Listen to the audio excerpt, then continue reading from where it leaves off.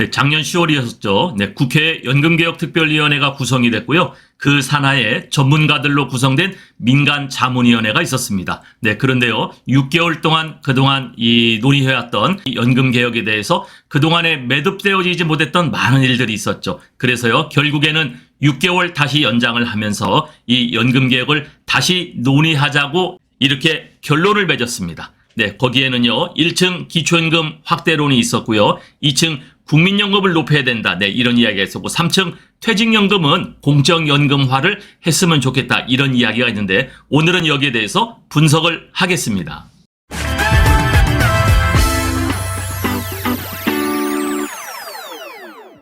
네, 어제였었죠. 연금개혁특별위원회가 10월까지 다시 연장하는 것으로 확정을 했습니다. 국회 연금특위가 6개월 연장된다. 네, 구조개혁을 위한 공청회를 마무리했습니다. 네, 공청회는 총 3번을 했었습니다. 첫 번째는 기초연금을 했었고요. 두 번째는 이제 이 퇴직연금을 가지고 했었고, 세 번째는 이 국민연금의 수익률을 높이는 방안, 이렇게 3번을 공청회를 가졌었어요. 그런데 이달 말로 종료가 예정된 이 연금특위를 다시 6개월로 연장을 해서 그동안 그 보건복지부가 10월까지 공적연금 개혁 방안을 내놓겠다고 했는데 그때까지 다시 국회 연금특위도 연장을 시켰습니다. 그러니까 보건복지부와 연금특위가 다시 같이 한번 힘을 합쳐서 기초연금, 퇴직연금, 기금 수익률 제고 방안, 여기 세 번의 공청회를 가졌었죠. 그런데요, 여기 결국은 김성주 연금특위 야당 간사가 민간자문위원회 이거를 6개월간 다시 연장을 하자 이렇게 이야기를 했었고요. 그래서 국회 연금개혁특별위원회는 6개월 더 연장이 됩니다. 국민연금뿐만이 아니라 기초연금, 퇴직연금, 그리고 이 국민연금의 수익률 제고 방안을 포함해서 구조개혁을 다시 논의하겠다는 그런 방침이었습니다. 지난 10월 이 국민연금 개혁을 위한 국회 연금특위를 출발한 이 국회는요, 국민연금만 논의를 하다가 구조개혁을 하자 이렇게 됐었죠. 결국 다시 여야 간사가 합의를 해서 6개월간 연장을 하는 것으로 이렇게 이야기가 됐습니다. 여기에는요, 전문가 16명으로 구성된 민간 자문위원회가 있었는데, 그러나 여기가 마지막까지 어떤 결론을 내려고 했습니다만은 서로가 의견이 잘 맞지 않았죠. 그래서 그냥 나열하는 식으로 국회에 제출을 했단 말이죠. 그래서 그거 가지고는 연금 개혁이 되지 않는다. 그래서 결국에는 우리가 다시 출발을 하자라는 쪽으로 결론을 잡았고요. 앞으로 6개월간 다시 이 연금 개혁을 위한 논의가 다시 시작되는데 그동안에 있었던 것들이 어떤 것이 있었나, 또 특별히 기초연금은 우리가 어떻게 될 것인가, 여기에 대한 분석을 하겠습니다. 지금까지 연금개혁 관련된 3층 보장론의 이 구조개혁에 논의된 사항들을 제가 한번 정리를 해봤는데요. 첫 번째는 1층론에는 기초연금이었었죠. 우리나라는 처음에는 국민연금을 이야기하다가 지금은 이제 기초연금을 이야기를 하고 있습니다. 1층론의 기초연금. 자, 그러면은 기초연금은 어떤 내용들이 나왔나? 첫 번째는요, 기초연금 100% 확대 지급을 하자. 이것이 주장됐었죠. 이렇게 주장을 하는 것은 개별적으로 의원들이 몇몇 사람이 또 주장을 했었고요. 기초연금 확대법에 기본법 발의를 또 했었죠. 그래서 기초연금을 100% 확대해야 된다. 이렇게 주장을 했는 반면에 또 일부 전문기관이나 혹은 전문가 몇 사람들은 40%로 줄여가지고 두텁게 보장을 해야 된다. OECD에서도 우리한테 권고를 했었고, 그러나 저는 70% 지급하던 것을 40% 지급한다는 게 과연 정치적으로도 그렇고 또 정서적으로도 이게 가능하겠냐. 정치적으로는 이거를 줄이는데 찬성하는 국회의원들 내년 총선에 뽑혀지지 않을 것 같습니다. 또 정서적으로 이 노인들에게 그동안 70% 지급하던 것을 40%로 줄인다고요? 그러면 한 200여만 명이 못 받게 되는데 이게 과연 가능하겠냐. 제가 이렇게 방송을 여러 번 했었죠. 그래서 저는 이 기초연금을 100% 확대를 해야 된다라는 이 확대론에 제가 방점을 갖고 있었고요. 거기에 대한 근거로 이 목적세를 신설해서 정해진 기간, 향후 정해진 일정 기간 안에는 기초연금 100%를 확대를 해서 기초연금 100% 지급에 대한 이 공정함과 정의로움을 우리가 보여줘야 된다라고 주장을 했었습니다. 두 번째는 지급 금액이었었죠. 40만 원 인상론이 있었고 30만 원 유지를 해야 된다라는 그런 얘기가 있었습니다.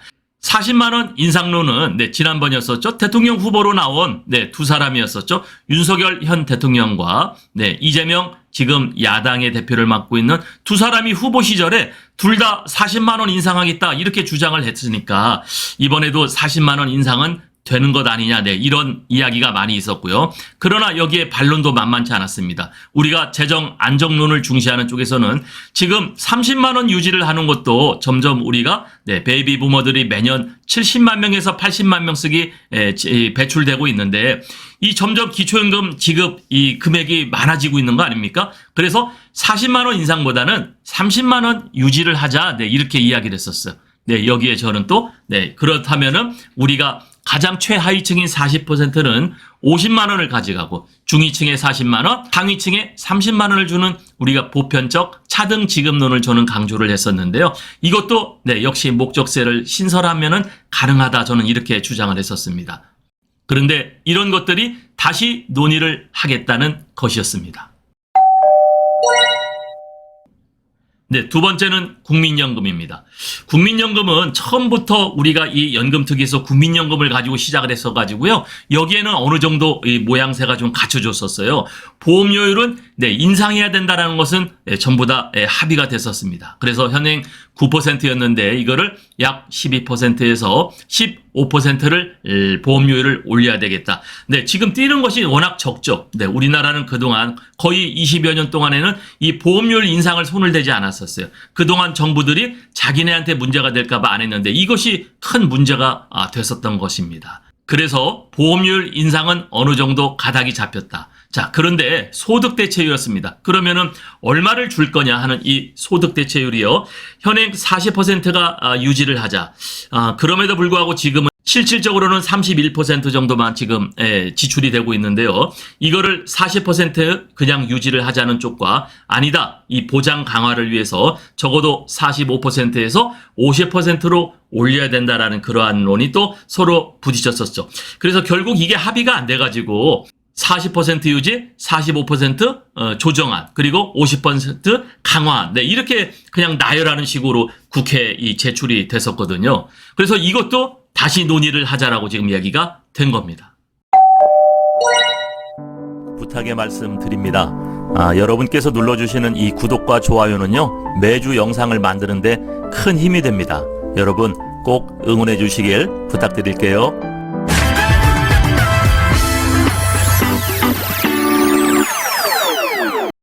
세 번째는 퇴직연금이었는데요. 이게 갑자기 튀어나왔어요. 퇴직연금은 왜 튀어나왔느냐? 국민연금 보험료율을 인상하다 보니까 이 국민연금 보험료율을 인상할 때마다 여기에 50%는 기업에서 부담을 했었잖아요. 그러니까 기업의 부담이 너무 크다. 왜냐하면은 이 국민연금 보험료율의 50%를 이 부담을 해줘야 되죠. 그리고 퇴직연금 8.33%를 이 기업에서 부담을 하니까 기업에서 부담하는 금액들이 거의 한 15% 가까이 되다 보니까 기업을 운영하기가 어렵다. 고용 채용이 하지 않을 것이다.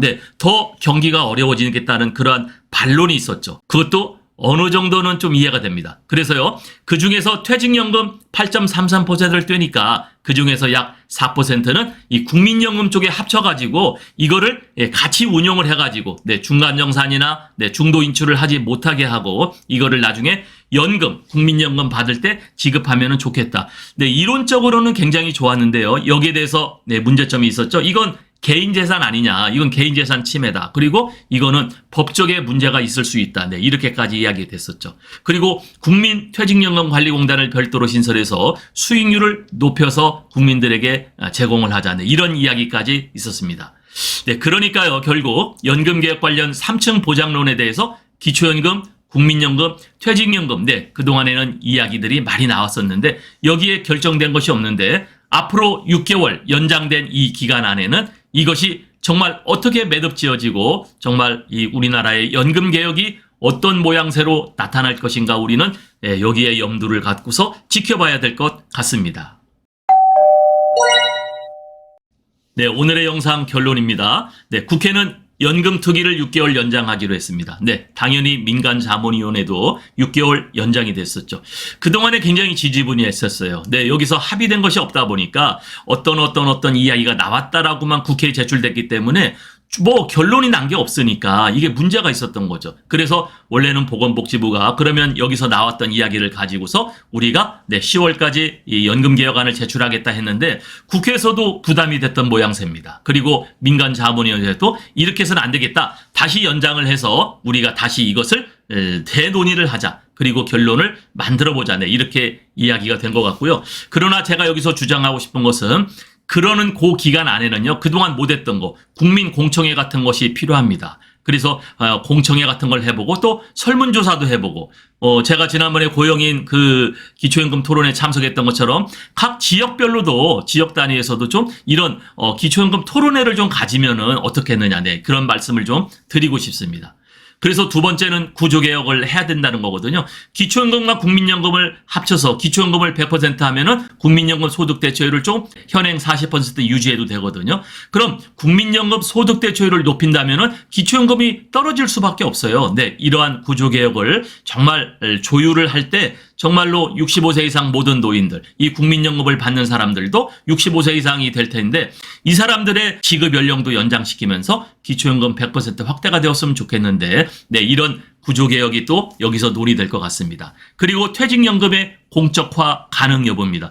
네, 퇴직연금을 일부 약 4%를 국민연금 쪽에 포함시켜서 나중에 65세 이상 연금 지급 때 가져갈 수 있도록 하자라는 것이 이제 퇴직연금 공적화 가능 여부인데요. 네, 이것도 6개월 안에 결론이 좀 잘 났으면 좋겠습니다. 세 번째는 이제 보건복지부가 연금개혁 방안을 10월까지 제출한다고 그랬잖아요. 그러니까 이 연금특위가 연장되었기 때문에 다시 연금특위와 보건복지부가 함께 머리를 맞대고 논의해서 정말로 우리나라의 연금개혁이 전 세계에서도 대한민국이 정말 연금개혁도 아주 멋지게 잘 나이스하게 만들었구나 하는 그러한 이야기를 들었으면 좋겠습니다. 우리가 70년대, 80년대 이 경제적 압축 성장을 하면서 정말 우리나라를 부러워했던 다른 국가들이 많이 있었잖아요. 그런데 이 연금개혁, 이 저출산 고령화는 어느 국가나 다 마찬가지가 입니다만은 정말 우리가 이번에 하는 이 연금 개혁이 정말 다른 나라가 또 부러워할 정도로 아주 멋있는 결론을 냈으면 좋겠다는 겁니다. 그래서 기초연금을 포함한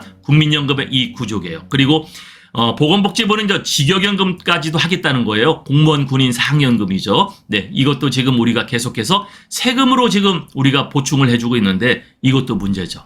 네, 그래서 오늘의 결론, 국회 연금특위 6개월 연장하는 동안에 우리나라 연금의 이 구조개혁이 잘 만들어지고 그래서 정말 국민들도 좋아하고 노인들도 감사해하고 국가도 튼튼히 설 수 있는 그러한 연금개혁 방안이 나왔으면 좋겠습니다.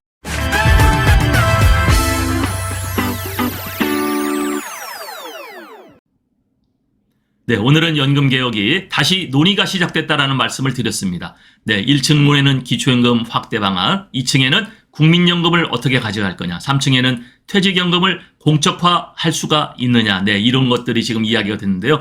그동안 제가 조금 전에 말씀드렸던 이러한 내용들이 네, 국회와 이 보건복지부가 다시 여러분들이 만나서 토의를 하시고 여러분들이 다시 시작해서 정말로 이 대한민국이 그동안에 갖고 있는 저력으로 경제성장을 이룬 것처럼 연금개혁도 정말 멋있는 정말 모든 이 계층에서 어느 정도 만족할 수 있는 그러한 멋진 아이디어, 멋진 창의적인 그러한 창의적이고 융합적인 사고를 가지고 여러분들이 만들어냈으면 좋겠어요. 그거 정치권에서 할 일입니다. 여러분들에게 큰 기대를 갖겠습니다.